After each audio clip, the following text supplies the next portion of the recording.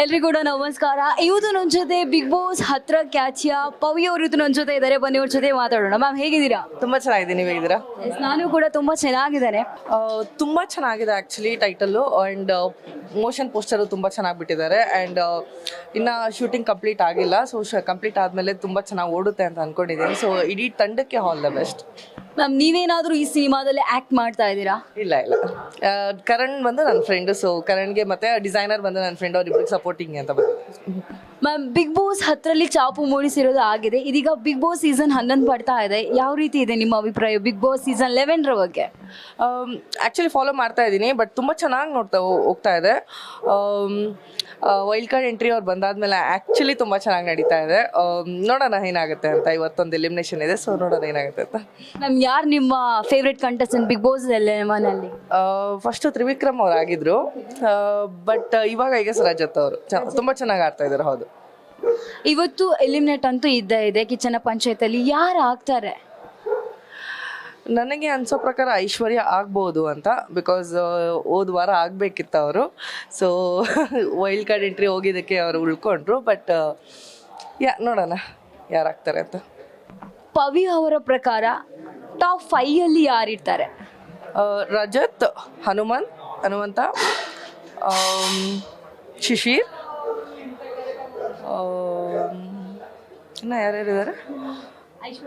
Aishwarya, Bhavya, might be Trivikram, Dhanraj ಗೊತ್ತಿಲ್ಲ, ಹೇಳೋಕ್ಕಾಗಲ್ಲ. Gold Suresh ಅವರು ಟಾಪ್ 5 ಬರೋ ಥರ ಇಲ್ಲ ಆ್ಯಕ್ಚುಲಿ. ಸೊ ಆ್ಯಕ್ಚುಲಿ ಇಷ್ಟೇ ನನಗಿರೋದು ಚೆನ್ನಾಗಿ ಆಡ್ತಿರೋದು ಅಂತಂದರೆ. ಮ್ಯಾಮ್ ಸೀಸನ್ 10ಗೆ ಕಂಪೇರ್ ಮಾಡಿದೆ ಸೀಸನ್ 11ಗೆ ಏನು ವ್ಯತ್ಯಾಸ ಅಂತ ಹೇಳಿ ಅನಿಸ್ತಾ ಇದೆ ನಿಮಗೆ, ಕಂಟೆಸ್ಟೆಂಟ್ ಒಂದು ಬಿಟ್ಟು? ಸುದೀಪ್ ಸರ ಹೇಳಿದ್ರು ಆ್ಯಕ್ಚುಲಿ 10 ಕಂಪೇರ್ ಎಲ್ಲೂ ಮಾಡೋಕ್ಕಾಗಲ್ಲ ಅಂತ. ಸೊ ಅಲ್ಲಿ ನಮ್ದು ಎಲ್ಲ ಇದ್ದಿದ್ದು ಫ್ರೆಂಡ್ಶಿಪ್ಪು, ಇವ್ರದ್ದು ಆ್ಯಕ್ಚುಲಿ ಇದೆ ಎಲ್ಲ ಅಕ್ಕ ತಂಗಿರೋ ಅಣ್ಣ ತಮ್ಮ ರಿಲೇಷನ್ಶಿಪ್ ಎಲ್ಲ ಇದೆ. ನಮ್ಮದು ಫ್ರೆಂಡ್ಶಿಪ್ ರಿಲೇಷನ್ಶಿಪ್ ಇತ್ತು. ಸೊ ಅದು ಡಿಫ್ರೆನ್ಸ್ ಇದೆ ಅದು. ಆ್ಯಂಡ್ ಏನು ಡಿಫ್ರೆನ್ಸ್ ಅಂತ ಆ್ಯಕ್ಚುಲಿ ತುಂಬ ಚೆನ್ನಾಗಿ ಹೋಗ್ತಾ ಇದೆ. ಡಿಫ್ರೆನ್ಸ್ ಅಂತ ಏನಿಲ್ಲ, ಜಸ್ಟ್ TRPಗಳು ಆದರೆ ಅಷ್ಟೇ. ಇನ್ನೊಂದು ಏನಾದರೂ ಕ್ವಶನ್ ಕೇಳಬೇಕೇನು ಅಂತ ಹೇಳಿದ್ರೆ, ಈಗ ಹುಡುಗಿಯರ ಮೇಲೆ ಶೋಷಣೆ ಆದರೆ ಎಲ್ಲರೂ ಕೂಡ ಎದ್ದು ನಿಲ್ತಾರೆ. ಆದರೆ ಈಗ ರೀಸೆಂಟ್ ಆಗಿ ಒಂದು ವಿಡಿಯೋ ವೈರಲ್ ಆಗಿದೆ. ಹುಡುಗರು ಅವರ ಹೆಂಡತಿಯ ಒಂದು ವಿಡಿಯೋ ಇಟ್ಕೊಂಡು ಅವರೇ ಸುಸೈಡ್ ಮಾಡ್ಕೊಂಡ್ರು. ಆದರೆ ಯಾರೂ ಕೂಡ ಅದರ ಬಗ್ಗೆ ಮಾತೇ ಆಡ್ತಿಲ್ಲ. ಯಾಕಾಗಿರ್ಬೋದು ಇದು? ಆ್ಯಕ್ಚುಲಿ ತುಂಬ ಏನಾಗಿದೆ ಅಂದರೆ, ಇವಾಗ ಹೆಣ್ಮಕ್ಳಿಗೆ ಏನಾದರೂ ಆದರೆ ಎಲ್ಲರೂ ನಿಲ್ಲೋರು ಇರ್ತಾರೆ. ಬಟ್ ಗಂಡು ಮಕ್ಳಿಗೆ ಏನಾದರೂ ಆದರೆ ಕೇಳೋರಿರಲ್ಲ, ಯಾರು ನಿಲ್ಲೋರಿರಲ್ಲ ಯಾರು. ಸೊ ಗೊತ್ತಿಲ್ಲ, ಐ ಗೆಸ್ ಜಸ್ಟೀಸೇ ಲಾನೇ ಹಿಂಗಿದೆ ಆ್ಯಕ್ಚುಲಿ. ಪಾಪ ಆ ಲಾಯಿಂದನೇ ಆ್ಯಕ್ಚುಲಿ ಹುಡುಗ ಇದಾಗಿದ್ದು. ಬಟ್ ಐ ಗೆಸ್ ಲಾನ ಚೇಂಜ್ ಮಾಡಬೇಕಾಗತ್ತೆ, ಇಲ್ಲ ಅಲ್ಲಿ ಕೂತಿರೋ ಜಡ್ಜ್ನೇ ಚೇಂಜ್ ಮಾಡಬೇಕಾಗತ್ತೆ. ಬಿಕಾಸ್ ಒಂದು ಹೆಣ್ಮಕ್ಳಿಗೆ ಒಂದು ನ್ಯಾಯ, ಗಂಡು ಮಕ್ಳಿಗೆ ಒಂದು ನ್ಯಾಯ ಇರಬಾರ್ದು. ಸೊ ಎಲ್ಲದಕ್ಕೂ ಈಕ್ವಾಲಿಟಿ ಅಂತ ಕೇಳ್ತಾರೆ ಹೆಣ್ಮಕ್ಳು. ಬಟ್ ಈ ವಿಷಯದಲ್ಲಿ ಬಂದಾಗ ಗಂಡು ಮಕ್ಳಿಗೆ ಏನಕ್ಕೆ ಈಕ್ವಾಲಿಟಿ ಕೊಡಲ್ಲ. ಸೊ ಇದನ್ನು ಆ್ಯಕ್ಚುಲಿ ಅವ್ರು ನೋಡ್ಕೊಬೇಕು ಜಡ್ಜಾಗಿ ಅವರು. ಲಾ ಚೇಂಜ್ ಮಾಡಲಿಕ್ಕೆ ನಮಗೂ ಆಗಲ್ಲ, ನಿಮಗೂ ಆಗಲ್ಲ. So it is possible, law change ಮಾಡ್ಬೋದಾ ಅಂತ ಹೇಳಿ ಅನಿಸುತ್ತಾ ನಿಮಗೆ? ಎಲ್ಲ ಮೈಂಡ್ಸೆಟ್ ಮೇಲೆ ಡಿಪೆಂಡ್ ಇರುತ್ತೆ ಅದು. ಕೆಲವ್ರ ಮೈಂಡ್ಸೆಟ್ಟಲ್ಲಿ ಆಗುತ್ತೆ ಅಂತ ಇರುತ್ತೆ, ಕೆಲವ್ರ ಮೈಂಡ್ಸೆಟ್ಟಲ್ಲಿ ಆಗಲ್ಲ ಅಂತ ಇರುತ್ತೆ. ಬಟ್ ಎಲ್ಲ ಅದು ಲಾ ಮೇಲೆ ಡಿಪೆಂಡ್ ಆಗಿರುತ್ತೆ. ನಾವು ಎಷ್ಟೇ ಮಾತಾಡಿದ್ರು, ಇವಾಗ ನಾನು ಪಾಸಿಟಿವ್ ಆಗಿ ಮಾತಾಡಿದ್ರು ಲಾ ಚೇಂಜ್ ಮಾಡೋಕ್ಕಾಗಲ್ಲ ಅದನ್ನು. ಸೊ ಎಲ್ಲ ಅವ್ರ ಮೇಲೆ ಬಿಟ್ಟಿರೋದು ಅದು. ಯಾವುದು ಮ್ಯಾಮ್ ನಿಮ್ಮದು ಮುಂದಿನ ಪ್ರಾಜೆಕ್ಟ್ ಯಾವುದೆಲ್ಲ ಬರ್ತಾ ಇದೆ? ನಂದು ಸಾಂಗ್ಸ್ ಬರ್ತಿದೆ. ಅದು ಬಿಟ್ಟರೆ ಡ್ಯಾನ್ಸ್ ರಿಯಾಲಿಟಿ ಶೋ ಮಾಡೋಣ ಅಂತ ಇದ್ದೀನಿ. ಸೊ ನೋಡೋಣ. ಫಿಲ್ಮ್ ಏನಾದರೂ ಮಾಡ್ತಿದ್ರಾ? ಮೂವೀಸ್ ಇಂಟ್ರೆಸ್ಟ್ ಇಲ್ಲ ನನಗೆ, ಆ್ಯಕ್ಟಿಂಗ್ ಇಂಟ್ರೆಸ್ಟ್ ಇಲ್ಲ.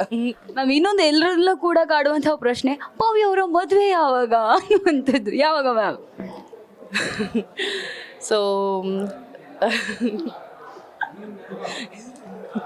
ಮ್ಯಾಮ್ ಬಾಯ್ ಫ್ರೆಂಡ್ ಬಗ್ಗೆ ಆಲ್ರೆಡಿ ರಿವೀಲ್ ಆಗಿದೆ. ಸೊ ಮದುವೆ ಯಾವಾಗ ma'am? We are very interested. I guess boyfriend ಬಗ್ಗೆ ರಿವೀಲ್ ಆಗಿತ್ತು. ಬಟ್ ಇವಾಗ ಬ್ರೇಕಪ್ ಆಗಿದೆ ಅಂತ ಎಲ್ಲ ಕಡೆ ರಿವೀಲ್ ಆಗಿದೆ. ಸೊ ಇನ್ನೇನು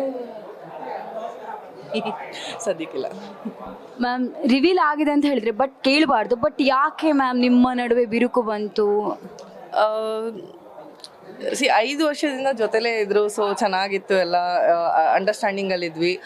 ಬಟ್ ಇವಾಗ ಹೋಗ್ತಾ ಹೋಗ್ತಾ ಅವರಿಗೆ ನನ್ನ ನಾಯಿಯಿಂದ ಪ್ರಾಬ್ಲಮ್ ಆಯಿತು. ಮದುವೆ ಆದಮೇಲೆ ನಾಯಿ ಅಲೋ ಮಾಡಲ್ಲ ಮನೇಲಿ, ಅದು ಇದು ಅಂತೆಲ್ಲ ಪ್ರಾಬ್ಲಮ್ ಆಯಿತು. ಸೊ ಚಿಕ್ಕ ಪುಟ್ಟ ವಿಷಯಕ್ಕೆ ರೀಸನ್ ಕೊಡೋಕ್ಕೆ ಸ್ಟಾರ್ಟ್ ಮಾಡಿದ್ರು. ಸೊ ಐ ಗೆಸ್ ನಾನೇ ಬ್ಯಾಕ್ಔಟ್ ಆದರೆ ಒಳ್ಳೇದಾಯಿತು. ಸೊ ನಿಮ್ಮ ಮತ್ತು ನಿಮ್ಮ ಮನೆಯಲ್ಲಿರುವಂತಹ ಪ್ರಾಣಿ ಬಗ್ಗೆ ಎಷ್ಟು ನಿಮ್ಮ ಬಾಂಡಿಂಗ್ ಇದೆ ಮ್ಯಾಮ್? ಯಾವ ರೀತಿ ಇದೆ ಕನೆಕ್ಟಿವಿಟಿ ನಿಮ್ಮದು? ಬಾಯ್ ನನ್ನ ಮಗ. ಸೊ ನನ್ನ ಹತ್ರ ಇವಾಗ ಸದ್ಯಕ್ಕೆ 7 ನಾಯಿ ಇದೆ ಮನೇಲಿ. ಸೊ ನಮ್ಮದು NGO ಇದೆ, ನನ್ನ ಫ್ರೆಂಡು ಅವರು ನಡೆಸ್ತಾರೆ JP ನಗರಲ್ಲಿ ಸರೋಹಮ್ ಅಂತ. ಸೊ ಅಲ್ಲಿ 385 ನಾಯಿ ಇದೆ ಇವಾಗ. ಸೊ ನಾವು ರೆಸ್ಕ್ಯೂ ಮಾಡ್ತೀವಿ ಡಾಗ್ಸ್ನ. ಸೊ ರೆಸ್ಕ್ಯೂ ಮಾಡಿ ಅವರಿಗೆ ಏನೇನು ಹಾಸ್ಪಿಟಾಲಿಟಿ ಎಲ್ಲ ಬೇಕೋ ಅದೆಲ್ಲ ಮಾಡ್ತೀವಿ. ಸೊ ನಂಗೆ ತುಂಬ ಚಿಕ್ಕವಳಿಂದಾನೆ ತುಂಬ ನಾಯಿ ಮತ್ತು ಬೆಕ್ಕು ತುಂಬ ಪ್ರೀತಿ ನನಗೆ. ಸೊ ಮನೇಲಿ ಚಿಕ್ಕವಳಿಂದನೂ ಸಾಕಿದ್ದಾರೆ. ಸೊ ಅಮ್ಮ ಆಗಿರ್ಬೋದು, ಅಣ್ಣ ಆಗಿರ್ಬೋದು, ಸೊ ಎಲ್ಲರಿಗೂ ತುಂಬಾ ಪ್ರೀತಿ ನಮ್ಮ ಮನೇಲಿ. ಸೊ ನಮ್ಮ ಮನೆ ಗೇಟ್ ಒಳಗೂ ಒಂದು ನಾಯಿ ಬಂದು ಮಲಗುತ್ತೆ, ಟೆರೇಸಲ್ಲೂ ಒಂದು ನಾಯಿ ಬಂದು ಮಲಗುತ್ತೆ. ಸೊ ನಮ್ಮ ಮನೆ ಆ್ಯಕ್ಚುಲಿ ಫುಲ್ ಬಿಲ್ಡಿಂಗಲ್ಲೇ ನಾಯಿಗಳಿದೆ ಮನುಷ್ಯರಿಗಿಂತ. ನಾಯಿ ಪ್ರೀತಿ ತುಂಬಾನೇ ತುಂಬ ಆ್ಯಕ್ಚುಲಿ ಜನರಿಗಿಂತ ಆ್ಯಕ್ಚುಲಿ ಅವ್ರನ್ನೇ ನಂಬೋದು ತುಂಬ. So they are very loyal. Thank you ma'am, thank you so much. ನೋಡಿರಲ್ಲ, ಇದು ಬಿಗ್ ಬಾಸ್ ಸೀಸನ್ 10 ಖ್ಯಾತಿಯ ಪವಿ ಅವರು ಮಾತಾಡಿರುವಂತಹ ಮಾತಾಗಿದ್ದು. ಕ್ಯಾಮ್ರಾ ಪರ್ಸನ್ ಜಾನ್ ಅವ್ರ ಜೊತೆ ಚೈತನ್ಯ ಕೊಟ್ಟಾರಿ, ಪಬ್ಲಿಕ್ ನೆಕ್ಸ್ಟ್ ಬೆಂಗಳೂರು.